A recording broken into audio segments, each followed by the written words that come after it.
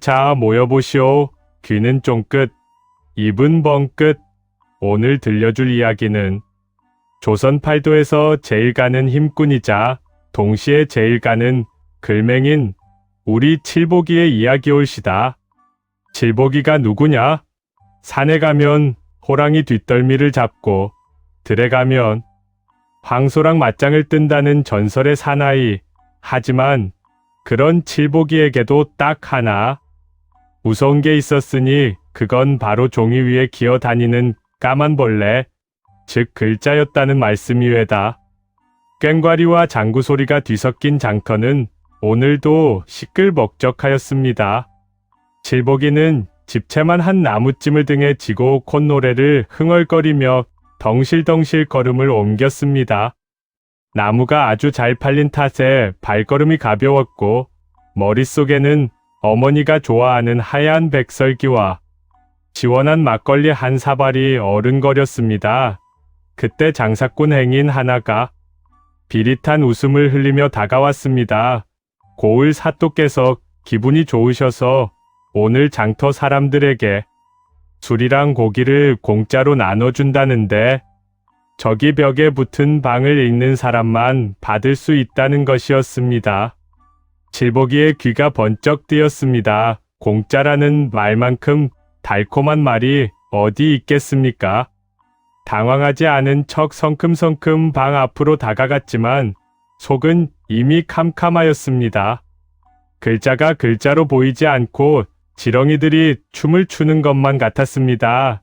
에라 모르겠다 싶어 칠보기는 방을 뚫어지게 쳐다보다가 갑자기 고개를 180도 꺾어 거꾸로 보기 시작하였습니다. 허허. 역시 사또 나으리 필체가 아주 역동적이구먼.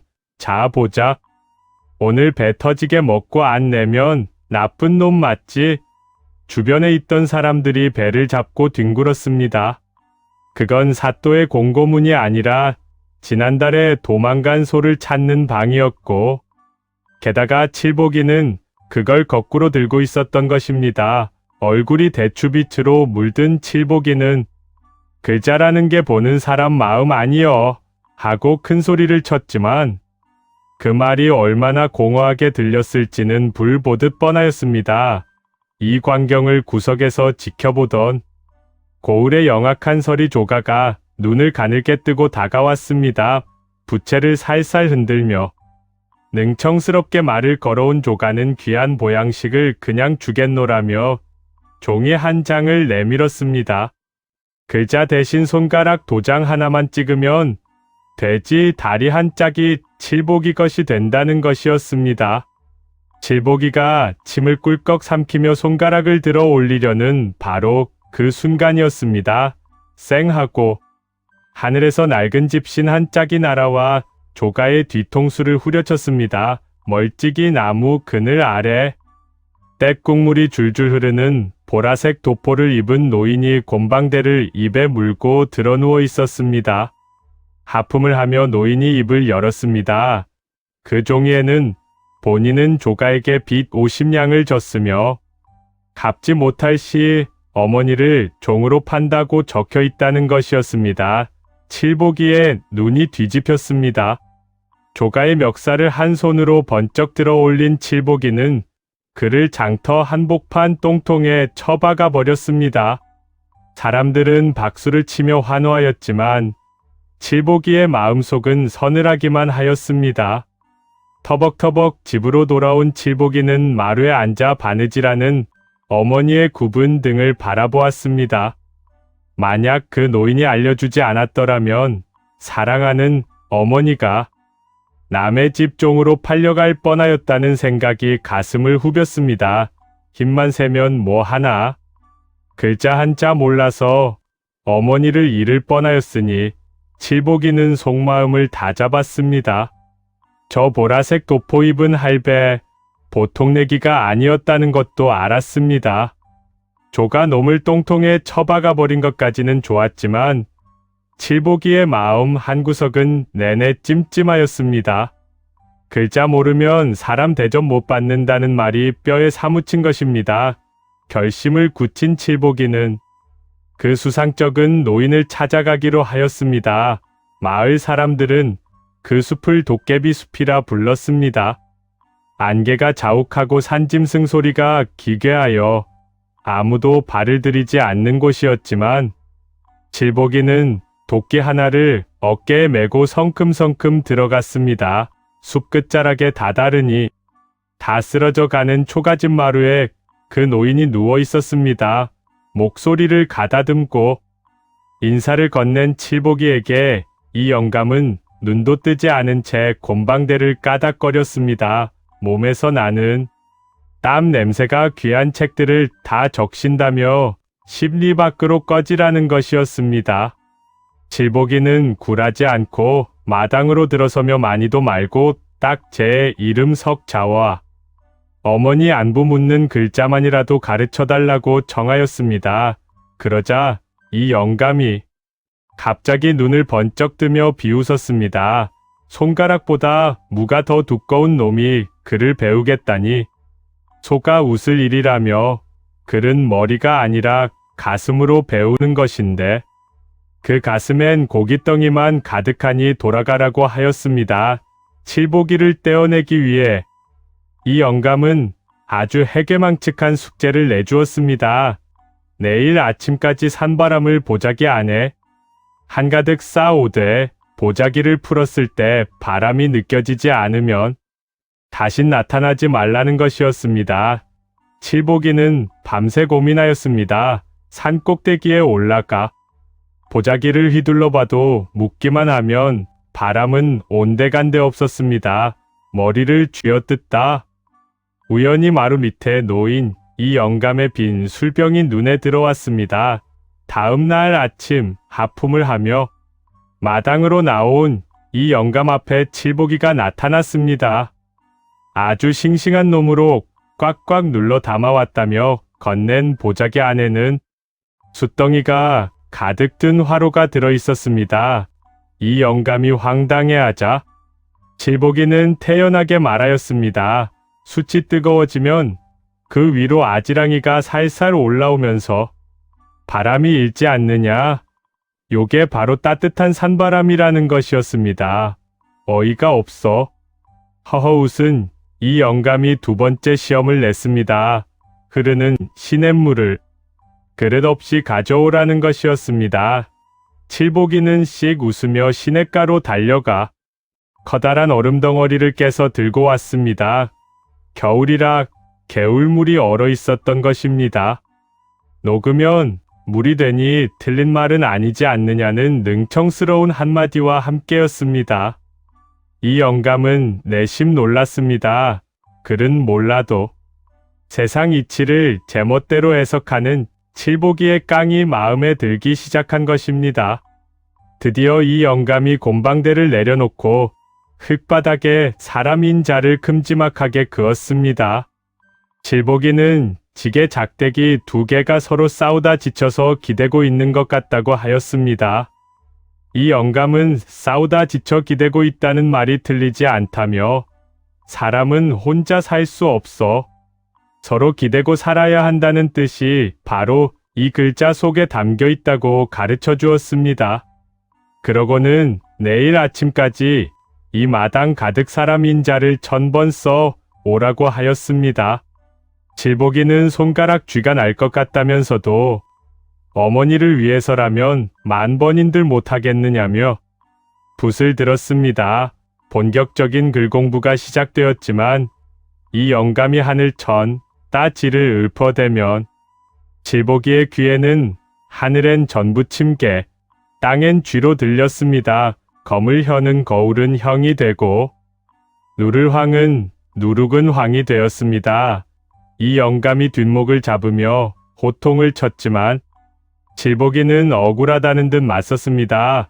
배가 고픈데 하늘을 보면 둥그런 부침개가 생각나지. 그냥 하늘이 어떻게 보이느냐.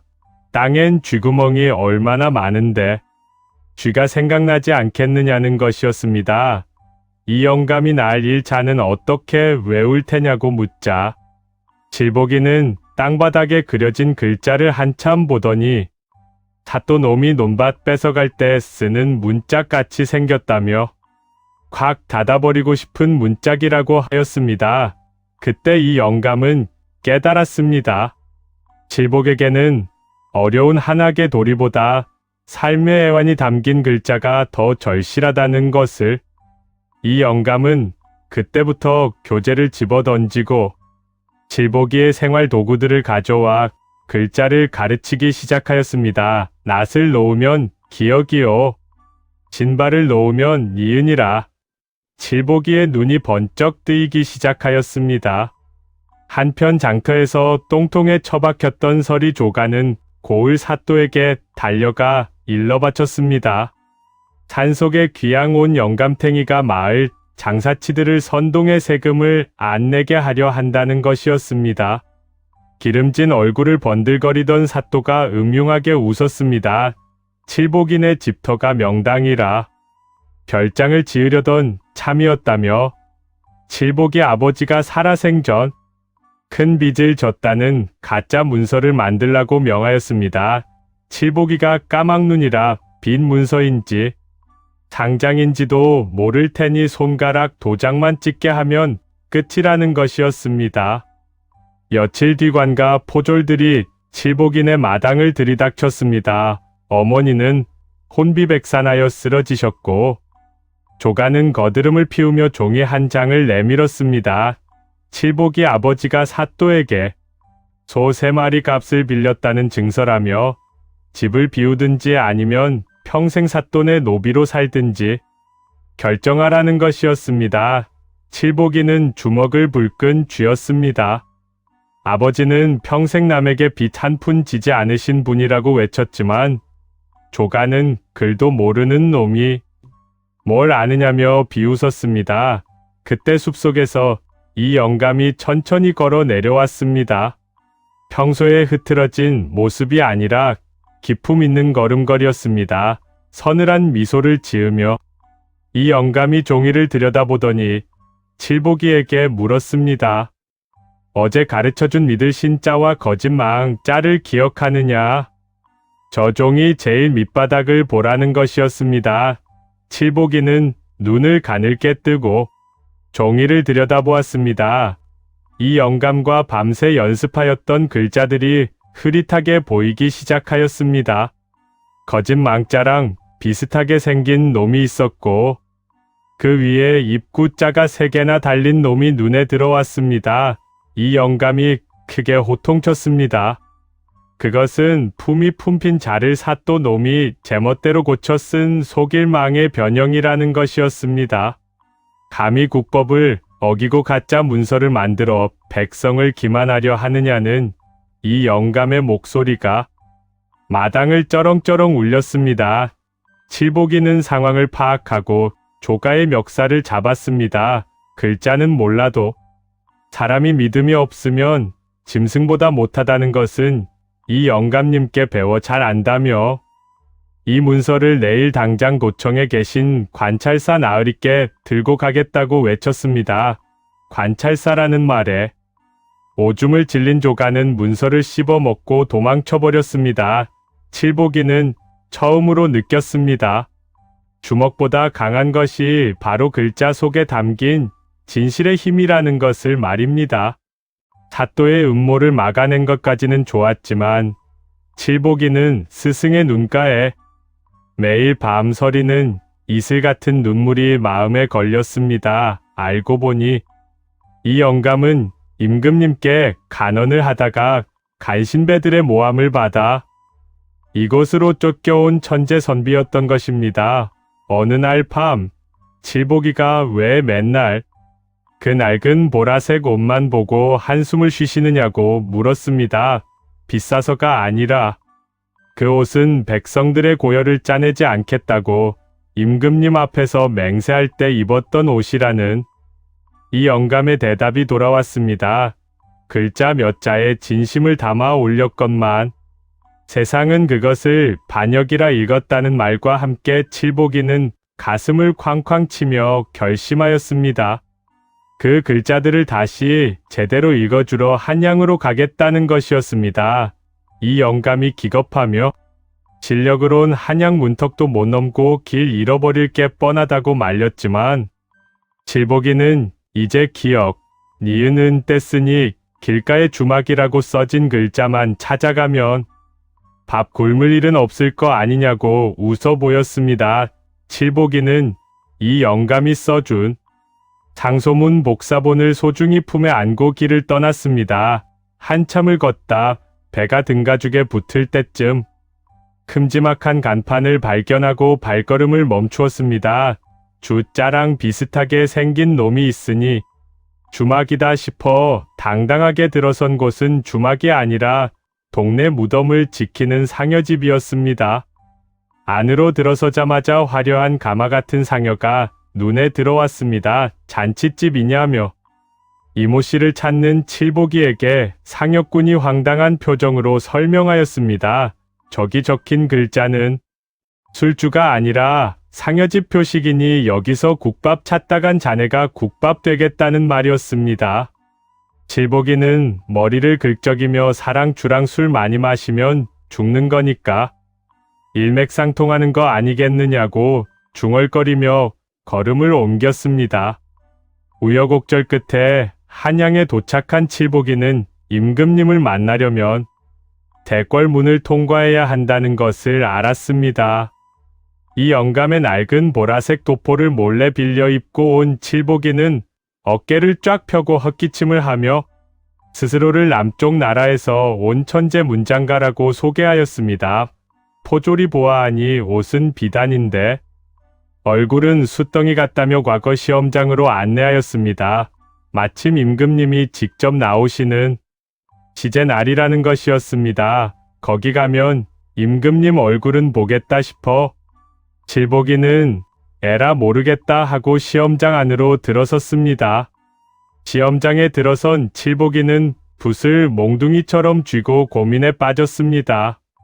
다른 선비들은 일필의지로 글을 써 내려가는데 오늘의 시제는 백성의 눈물이었습니다.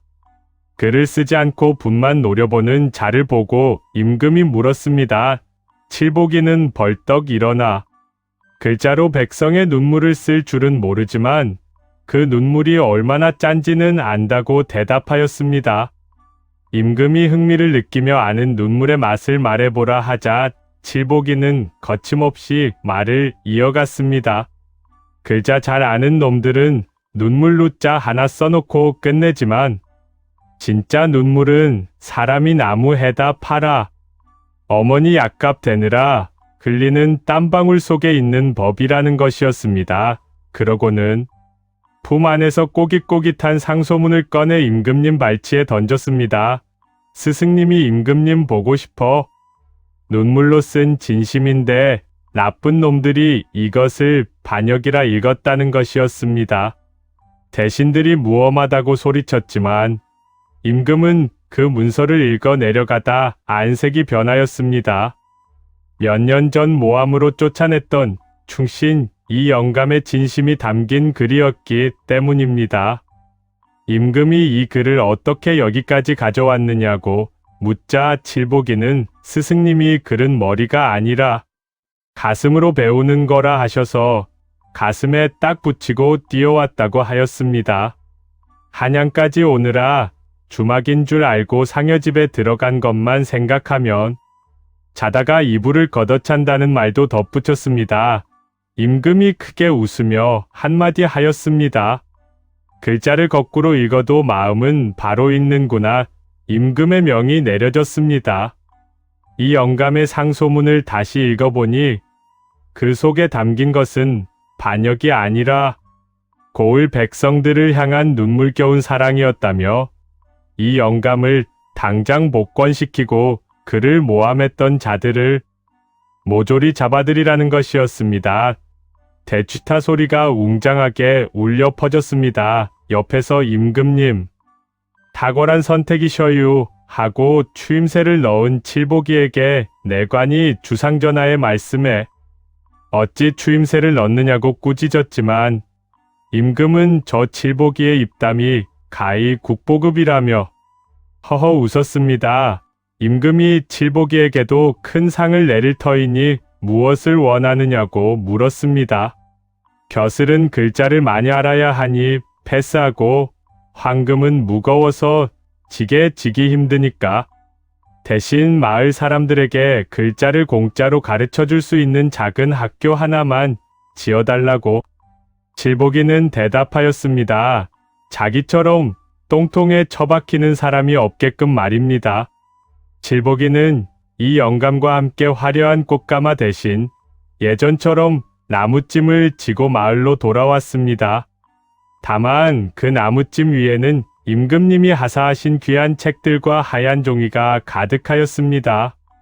마을 어귀에서 아들을 기다리던 어머니가 달려 나왔습니다. 칠복이는 어머니 앞에 무릎을 꿇고 품에서 종이 한 장을 꺼냈습니다. 잘 보시라며 손가락으로 종이 위에 적힌 글자를 하나하나 짚으며 더듬더듬 읽기 시작하였습니다. 어머니, 은혜의 하늘 같아요. 한자 한자 읽는데 한참이 걸렸지만 어머니의 눈에선 눈물이 비 오듯 쏟아졌습니다. 삐뚤빼뚤한 글자 속에 담긴 아들의 진심이 세상 그 어떤 명필의 글씨보다 아름다웠기 때문이었습니다. 몇 달 뒤 마을에는 임금님이 직접 이름을 지어주신 달달서당이 문을 열었습니다. 훈장님은 당연히 이 영감이었고 보조 훈장은 칠복이가 맡았습니다. 칠복이는 아이들 앞에서 지휘봉을 흔들며 가르쳤습니다. 니은 자는 신발같이 생겼는데 이건 나눔할 때 니은이라며 혼자 신지 말고 같이 나눠 신으라는 뜻이라는 것이었습니다. 이 영감은 뒤에서 흐뭇하게 지켜보며 혼잣말을 하였습니다. 저놈은 여전히 글자를 제멋대로 가르치는구나. 하지만 저게 진짜 교육이지. 글자 속에 사람을 담는 것 말이다. 세월이 흘러 칠복이는 고을에서 가장 존경받는 어른이 되었습니다. 그는 평생 글을 배우며 살았지만 단 한 번도 남을 속이거나 잘난 척하는데 글자를 쓰지 않았습니다.